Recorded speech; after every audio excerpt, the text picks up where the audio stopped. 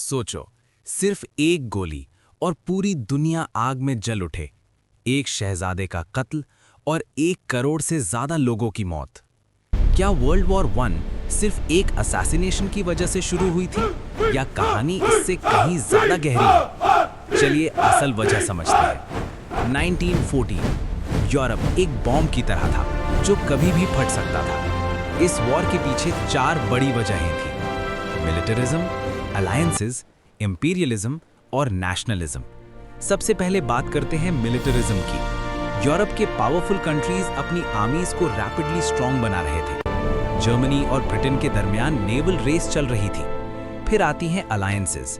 Europe 2 camps में divide हो चुका था।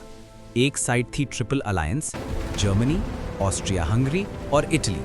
दूसरी साइड थी ट्रिपल ऑन्टॉन्ट, ब्रिटेन, फ्रांस और रशिया। यानी अगर एक कंट्री किसी से लड़ेगी तो उसके दोस्त भी वॉर में कूद पड़ेंगे। अब आते हैं टर्निंग पॉइंट पर।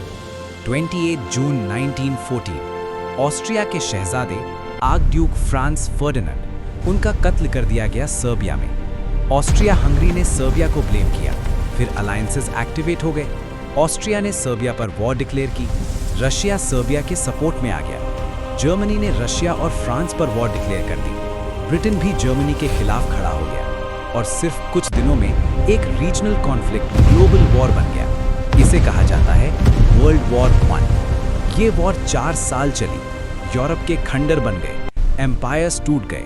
Ottoman empire, Austro Hungarian empire, Russian empire और सबसे इंपॉर्टेंट, इसी वॉर के बाद जर्मनी पर इंपोज हुई ट्रीटी ऑफ वर्साई, जो बाद में वर्ल्ड वॉर 2 की वजह बनी। यानी वर्ल्ड वॉर 1 ने सिर्फ एक वॉर खत्म नहीं की, उसने अगले वॉर का बीज भी बोया। ये वॉर हमें ये सिखाती है कि जब ताकत, ईगो और अलायंसेस मिल जाएं, तो एक छोटी सी चिंगारी भी दुनिया को जला सकती है।